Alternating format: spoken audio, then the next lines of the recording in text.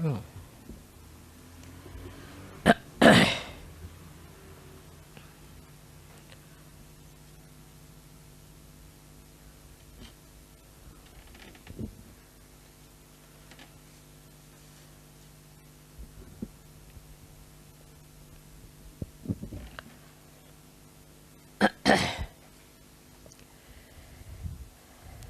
It is such a joy to see so many Sahajogis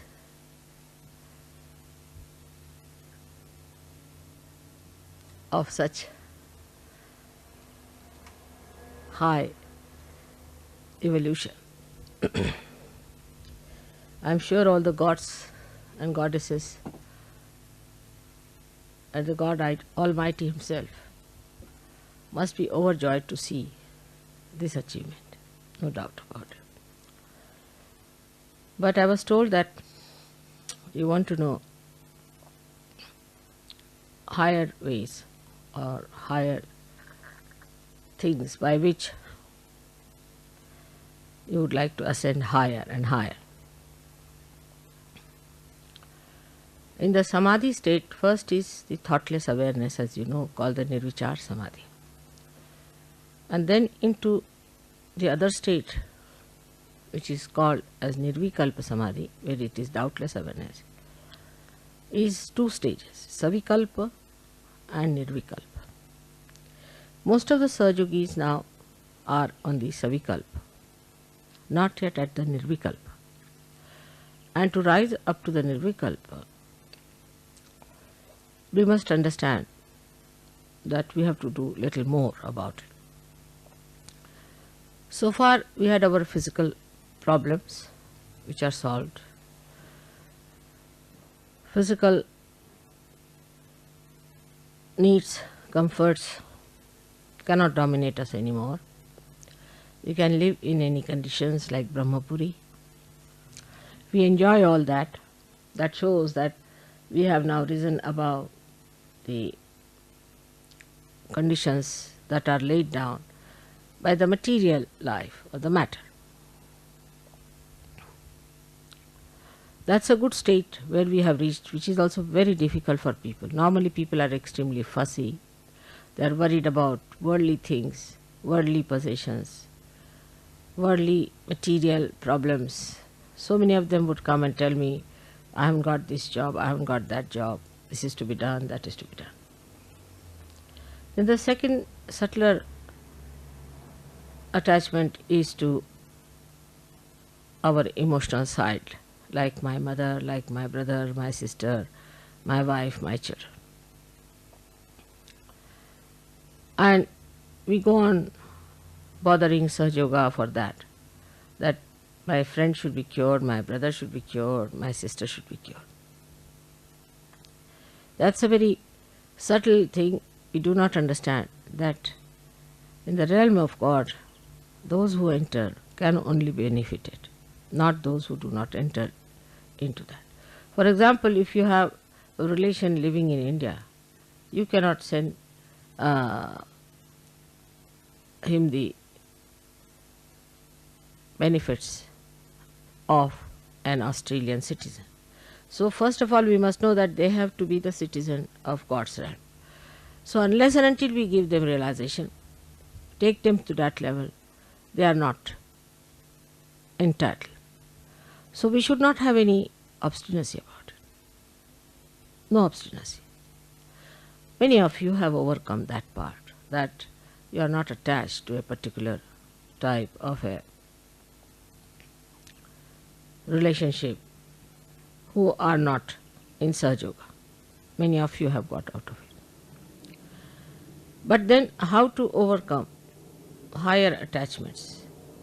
Like there are attachments that I should write a book on Sahaja Yoga, or I should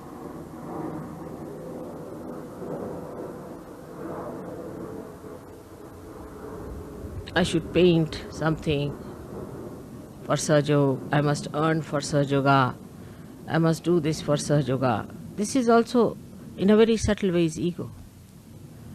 That I should be the leader of Sahaja Yoga. Then there are jealousies If mother says this is not good, you feel hurt. If mother says this is good, you feel happy. That means you are still at a very subtler state of ego where you think that whatever you say should be approved by me. That is something is very subtle and we do not understand. That if mother is not approving of it, there must be basic divine reason. Otherwise, why should I not approve of it? So when you have such subtler attachments also, of a higher level we should say, we must know that it's all the work of God and we are just channels in the hands of God. Now, we have a very good example, as I have told you many times, of the little cell at the tip of the root of a tree.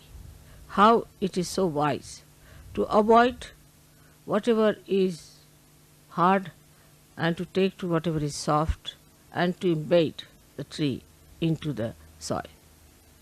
It has that innate wisdom with which we also are endowed. And we have to work it out in such a way that we do not get involved into anything which is extremely hard. Like I would say, some people wanted to go to Tasmania. By my hint, I told them, don't go, it won't work out. Tasmania is not a place where you can achieve anything. I knew it was impossible, but they thought they are going to do Sahaja Yoga, great job. So they went there. They came back all possessed, in a bad shape. And then I had to get them all right. So now you people don't misunderstand me so much as you used to. But still you do things which should not be done. To understand that whatever I tell you is for your ascent, you need a kind of a state of mind which is a detached mind. And the detachment is visible,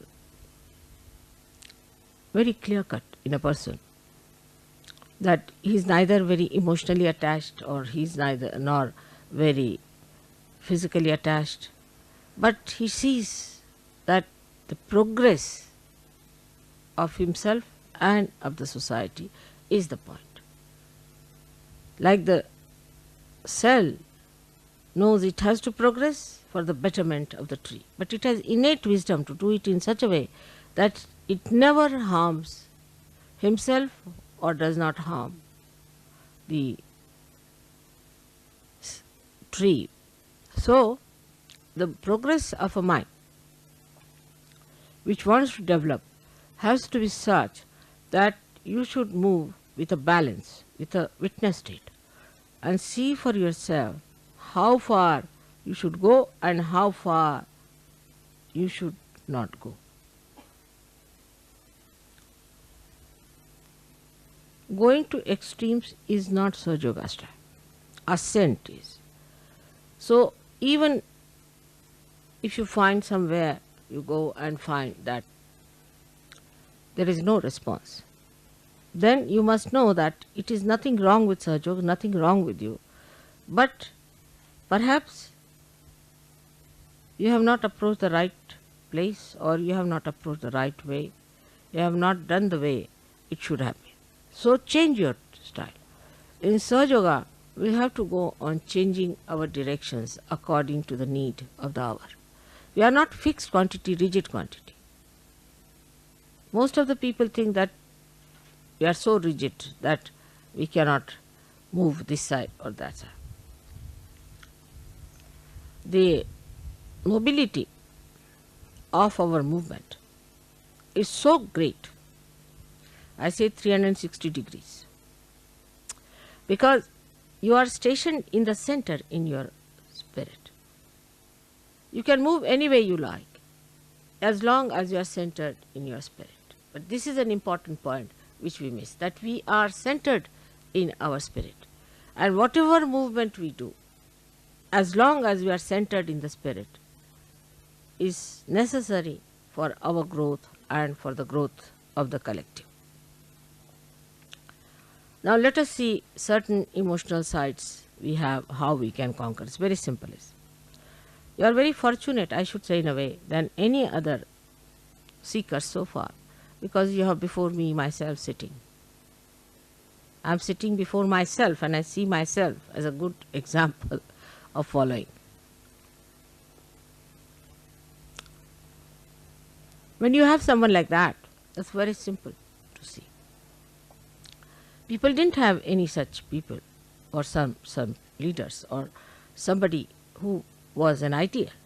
So it was all right that they went wrong. But those who have something before them, it's very simple. The secret is like this. Now, when you are subtly attached to something, so to say an emotional side of something, or you always like to be on the negative side, or too much of a positive side, in the sense that you aggress others, then you must discriminate. If it is an aggressiveness that you see in yourself, witness in yourself, then you aggress yourself. That is the best way to get rid of it. If you are a hot-tempered person, better get angry with yourself at least 10 times. And then you will see that your temper will mellow down, because all that is coming out will be directed towards yourself. Now this is the discrimination you have to use, and be honest about it. The another side could be that you are very left-sided, emotional, extremely emotional about things, and you cannot get over. Then that's the best. Divert your emotions to me. Put your emotions to me. But do not aggress me. This is the discretion you have to use. When you have aggression, you aggress yourself. And when you have emotional attachments, direct it. It's very simple to do. What pleases mother? Very simple things. What does it please her? Very simple things pleases her, like flowers. Now, people say that we are going in the garden, mother, we found these flowers for you. It's a good idea. But how much attention you have put to it, that we have to give a flower to mother. Now, what flowers she likes? She likes fragrant flowers. All right. From where should we get a fragrant flower? It's very simple. It's a shop. When you are going around, be on the lookout. There must be some shop with fragrant flowers. In those months, what flowers come in? What flower am I going to give to mother? The whole direction changes. You see, you become so beautifully attached to me, and I have to gain nothing out of it. But by attaching yourself to me, you gain something. Like the river Ganges flows, and if you dip in the river Ganges, the poor river Ganges doesn't get anything. But you get the blessings of river Ganges. In the same way, you have to think that if we have to attach ourselves to mother, we must put our attention completely, entirely to it. Little things you do. What should I do for my mother? How should I please? It's not what you give me is important. It is how much heart you put into it. You know the story of Shabari. She was a very simple woman, an old lady with very few teeth. When Rama was coming, she said, what should I give to Sri Ram? All right, she went round and round. They were in the forest, some small little, what we call berries, bear. And she thought, it may not be sweet for my Ram. How will I give it? So she picked them up. She used to test them with her teeth. One teeth she used to pierce in it and see if it is sweet. And then she would collect those. And those who were bad, she threw away. When Sri Ram came, she said, Sri Ram, I couldn't get anything but this for you. Will you have it? Now, Sri Rama, being an incarnation, knew the depth of the love of this lady. He took it up in his hand. He knew that this is given by great love of a great heart. So, she says, this I have tested each one of them. Don't have any doubts. I have tested in every one of them. They are all very sweet. You can have them. So, he puts it in the mouth, tells his wife, I have never eaten such beautiful fruits, such great fruits before. I mean, it's such a simple fruit to see. Sitaji, his wife being an incarnation herself, she said, you must give me some, after all I am your Ardhangi, the half, better half. But Lakshmana was getting angry. He said, who is this old woman sitting here and giving such, we don't eat things, you see, eaten by others. We call it ushta. Is a uttishta. I mean, the one who has eaten something is never given unto Rama. So he was very angry, fuming with temper. So she takes it in her hand and she tells her brother-in-law, oh, this is the best I've had, oh, my brother-in-law. I've never had such beautiful fruits. Now he gets tempted. And he says, really? Can I have some? He said, no, it's only for me and my husband. You better ask her. So he asks Sabri, can you give me some, please? The whole temper fizzles out. And then he sees the beauty of that fruit because it is done with love. So this is what it is. Love which you have should be expanded. Now very simple. If you are attached to me, I am a person who is so much spread out all over. It goes into the whole. It goes into the nature. It permeates everywhere. Whatever love you give me is not like a drop in an ocean, but it's this ocean in a drop. And that is what we must understand, how to love Mother. But when you love me, you won't feel bad. If I tell you something, this is not good for you, you should not have done it. Because if you want to be all right, you would say, all right, Mother, this was wrong, all right, I'm sorry, I'll never do this again. This is a very simple way, but it is a very difficult thing for human being. It's so simple.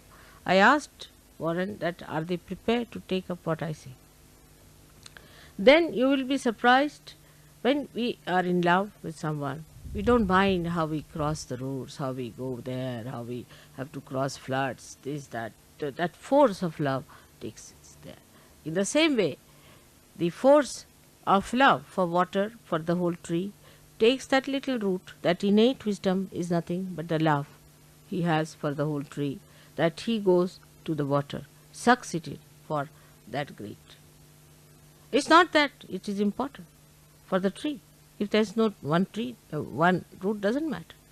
But it is the wholesomeness of existence that one feels when we become one with the whole. And this wholesomeness is to be felt. And that's the greatest enjoyment. The wholesomeness is to be felt within yourself, is the greatest enjoyment. And that is how we progress higher and higher.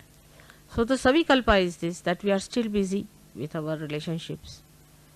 We notice that Mother has married us, given us good husbands, good wives. We are very happily married. And we are enjoying our married life. And we are looking forward to greater marriages and better marriages. But that's not the end of it, not at all. This is just the beginning, just the start. And after this has happened, if you get attached too much to it, then you have lost the point. Lost the point. The marriage has taken place like an electricity. You see, if you plug it to the mains, it is not for getting attached to oneself, but it is for the use of that instrument. So the marriage is an instrument which is to be used, which is to be completely understood for the purpose of enlightening others. So first thing is that Sahaja Yoga is our aim, is our dharma, is our being. That is the main thing. All the rest of the things come later. Supposing then you find your wife or your husband are getting materialistic, better to depart. Tell them, no, we cannot. See, for me, this is important. Marriage was just a means to an end. But the end is different. So we can give up this means, we'll have another means. And this is to be understood in its true color. If your marriage doesn't give you progress in your spiritual life, better to give it up. And that's what I have been telling everyone about it, how to get over your emotional problem. Some people have aggressiveness in them. Now, when they are aggressive, then what happens? That some people, I told you you'll get breeze. You're getting the breeze all right. and look at the shade. You see how the nature acts, how the nature helps. Just look at the nature, how subservient it is. It enjoys that way. You must have heard about what happened in Perth, what happened everywhere. See, the nature is so subservient. Why? What is the need? Because it gets the blessings. It gets the beauty of wholesomeness, of doing something for the whole. This is the wholesomeness. The wholesomeness of the whole job is to be understood. And when it is understood, then only you realize the beauty of your being, Sahaja Yogis. Otherwise, you just, for a limited thing, I got married, I'm much better, I got rid of my bad habits. That's not sufficient. The quality of wholesomeness, when is experienced within ourselves, then only that joy comes. So we go up to a point and then we recede. Like the sea, it goes up to a point and then recedes. It does not go beyond a certain point. It has its own maryadas. It knows how far to go. But what does it do? It ascends at clouds. It purifies itself, ascends at clouds, and then meets the Himalayas, and then you get the rain for the benefit of all the others. It's a big circle that is made, and the wholesomeness of that circle is realized by the sea. In the same way, you must know that you are in that great circle of nature where you have to play your own part in a full way. And once you realize that mentally, you should put it in your heart the way I have said it. Because to put it in the heart for some people is very difficult. Like they'll do my puja all right, it's mechanically. But some people may not even do any puja. They sit before the photograph and talk to me heart to heart without saying anything. And even in puja, when I see people doing puja, I know how far they are dedicated, because the way they do it with caution, with care, with awe, with understanding, everything is so beautiful. But if somebody is doing just a ritual thing, I get a fright. I just don't understand. Now next time he might hit my foot or something like that. So one has to be all the time ascending. Ascent has to be achieved. And that ascent is only possible when we start giving up all these ties and tags that we have. These ties and tags keep us down. So get over that ties and tags. The other day I was telling Warren that you see men and women after 45 or 50 still go on thinking of marriages. It is too much. It's all right. After 40 also one should be all right. But at least 45, 50. But even at 60 years somebody comes and says, "Mother, get me married." Then I really get fed up.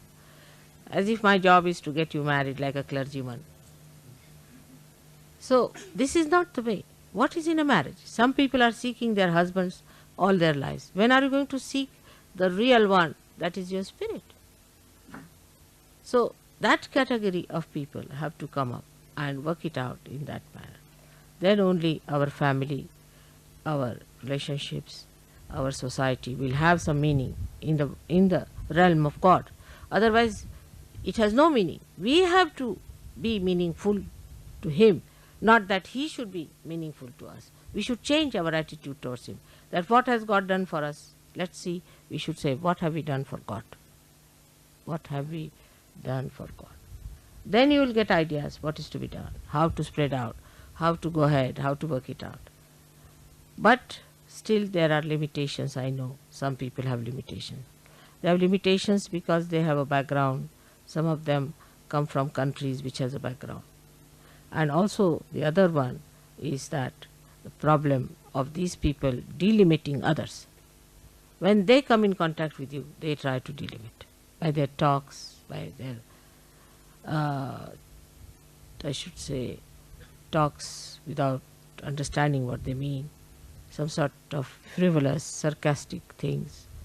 And people get impressed by such people. And if you get impressed, then you should know you are not a Sahaja Yogi. A Sahaja Yogi is to be known by his character, by his righteousness, by his behavior.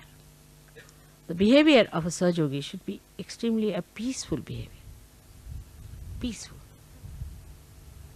Sahaja Yogis who are just rushing up and down, upset, are not Sahaja Yogis. peaceful. Now how do you get your peace? Peace comes from your spirit. Because you know you are in your spirit. You know that you are one with God Almighty. What is there to hurry? Where is he going and where are you going? You are together. Whatever is there, you are there. So what is there to hurry? What is there to just hasten something or get upset? Peaceful personality comes when you say, no, not this. When the haste starts, then you should say, not this, not this, not this. Another could be that when you see somebody whom you don't like or who has been harsh to you, who has been cruel to you, you get annoyed. And then again you will get disturbed. At that time, I forgive, I forgive, I forgive. Main thing is you have to be peaceful. Not that some people say that, Mother, I try to forgive. It's difficult to forgive. It's all mythical, you know that very well. But what you have to say, I forgive, I forgive, I forgive, if there's disturbance. Mine is another case. Supposing I see somebody who is a Rakshasa, then you see a kind of a thing builds in me, which I don't know what you should call in human words, but we can say anti-forces against that person, like tremendous vibrations. And when they are released, you see, they engulf that Rakshasa. He goes down in his own estimation, in the estimation of others. Somehow or other, he gets destroyed. In a modern way, he is not killed, but in a way, he is killed. So this is what happens, but that may not be with you. So what you have to do, when you start feeling anything, anger against, say, some very devilish guru, suppose it, then you build it up in yourself, and that built up anger within you will neutralize that will. You need not say it out, you need not talk about it, but that built up anger will little bit trouble you also, because it has a little reaction. But when it is released, it will have an effect, and such a person cannot stand a Sahaja Yogi. See, there are so many things that happen. Automatically they'll happen. As you know that I had told people that don't bring Rajneesh people to me, but they wouldn't listen to me. They brought 3 people in a program, and 3 of them collapsed just like a big boulder, and I didn't know what to do with them. So they were really literally taken off as you would take out a big stone. So in that case, I didn't get angry. I didn't do anything. But as soon as they came, the built up force within me just froze them completely. I didn't do anything. On the contrary, it was disturbing our program, but the built up force would not wait, it just froze them. So this is what is the other side of it, that even if you hate any guru, you don't like him because he has been so unkind, build up that force. For that you need strength, because it's painful little bit. Build up that strength within you to hold that sword in your hand. Then you get the sword and then you cut him off without doing anything. It's just cut off. So going to that limit where we find that some people are so sinful, so horrid, so devilish, that they should be punished, no doubt. But for that you don't punish. Let the divine do it. But your force built within yourself can do it. You should try all these things within yourself and see it works out. Now for meditating, many people think that 4 o'clock get up, do this, that, and it's very difficult in the beginning. There's no need for you to get up 4 o'clock otherwise, but in the beginning it is necessary. Because why say get up 4 o'clock? You are such slaves to your sleep, because you sleep such a lot. Early in the morning you sleep such a lot. So just to overcome that habit of yours, of sleeping, of sloth, you should be able to get up any time that you have to get up. Because we are on war. We are on war path. Which time is free for us? Any time. Whether I sleep or I am awake, I am fighting. I don't find even a single minute that I am not working. So this is what it is. You have to get up in the morning, because you have to train your body, better behave yourself. Supposing your body cannot sleep on the ground, Make your body sleep. Let's see what happens. This is the tapasya. This is the penance through which the Sahaja Yogis have to go. That they make their body their slaves in the sense that they can use their body. That doesn't mean tomorrow I want you to be sitting on the bed of thorns. Again, I have to always take the extreme side to which you people go. But if your body tries to be funny, better tell the body, you behave yourself. What do you mean? Why can't you do this? Why can't you do that? There are so many habits we have which we should watch. Some people have habits of coming forward too much all the time, to be in the public, to be there all the time, this, that. Tell yourself there's no need. If you are called, you better go. Detach yourself from yourself and see for yourself. As I said, I see myself sitting before myself. In the same way, you see yourself sitting before you and you tell yourself very clearly, now, this is not the way it is to be done. This is not the way. This is not Sahaja. Why are you going forward all the time? Why are you trying to show off? Better rebuke yourself. This is what I said, aggression to yourself. And tell yourself that you have to be like a Sahaja Yogi. Sometimes I find people laugh at wrong times. They cry at wrong times. They do things at wrong times. It's done, it's done. Don't worry about that. But next time, why did I do it? All right, next time I'm not going to do this one. This I did because I wanted to show off, or was I was emotionally disturbed at the wrong time. But the expression of love is very spontaneous. But that spontaneity to come, you must get rid of your habits. Otherwise, you can never become spontaneous. A person who has got habits cannot. The other day I was giving a lecture and one fellow got up and went out while just meditating because he wanted to smoke. So you can imagine, because of habits, how we sacrifice something that is so important, something so auspicious. You can realize it that your habits within yourself are built in because there was no tradition of dharma also. If there's a tradition of dharma, then what happens, as I told the other day, explained to them, that the fat cells in our stomach get the experiencer, charmed with the sense of virtue, righteousness, of goodness, of innocence. But if that is not so, it's like a dead another cell going in the head and experienced in dirty things, in doing dirty things, in doing something that is destructive. All these modern methods are destructive. And then you get only the sensation from that because it's a dead stuff. It needs a sensation all the time. And they start doing all these things. But now, with the Kundalini awakening, your dharma is built in. Your cells are charmed by that. So you use that power to enlighten your brain, which surrounds actually as auras over the heart. It's such a mutual understanding between the two. But you have to establish that mutual understanding. Our idea is that by God's grace, we are so many. And if we want, we can transform the world. We can bring peace, joy and bliss to this world. We could be blissful if we count our blessings. And we'll be joyous if you get rid of your tags. We'll have to fly. Then only we can be joyous. And for this, we have to have our balance, our ascent, and then the desire to fly into the whole universe. How to do it? You can find out yourself. It's not difficult. How can I do it? Face yourself. Find out about yourself. Don't justify yourself. Don't be miserable. Some people identify themselves with miseries and like to enjoy their miseries. Stupid things these are. Absolutely. Such miserable looking people have nothing to do with Sahaja. So you have to be joyous, happy, balanced, well behaved, sober. Outwardly it will show whatever is inward.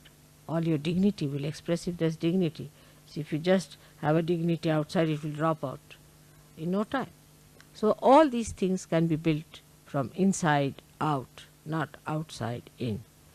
And once they are built outside also, then they are best. But outside, what we have to do is to put ourselves outside. That's all. Now Nirmala is sitting there, I am sitting here. Now Nirmala tells me, then I tell Nirmala. Let's work it out that way.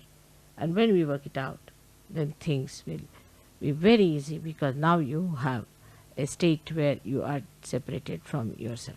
So that is the state of Nirvikalpa, where you are not attached to anything. You don't have any habits. You are not attached to anything. You have no diseases. You have no troubles. You are above everything. You do not try to complicate things for me. You do not try to say things more than me. You just take it a hint, sufficient. Mother said so, all right. But some people have another bad habit. Mother said so, so this is so. Use your discretion. How can mother say? If she has said something, there must be something in it. Must understand. Like Warren asked me, Mother, should I marry? I was stunned, I was stunned. But I didn't know how to tell him off. I said, as long as you think you will be happy, it's all right. Any person at that time who was not so mad would have seen the point. But that time he wouldn't understand. In the same way, with everyone it happens that when I tell you something, you don't understand. Most of the marriages have failed where you have said, I want to marry someone. 99.9. When I have said, you marry someone, because you have been living with that person something, such marriages also have failed, I have seen. But mostly the marriages we have chosen do not fail, because there's a divine hand. It's all planned out. May God bless you all.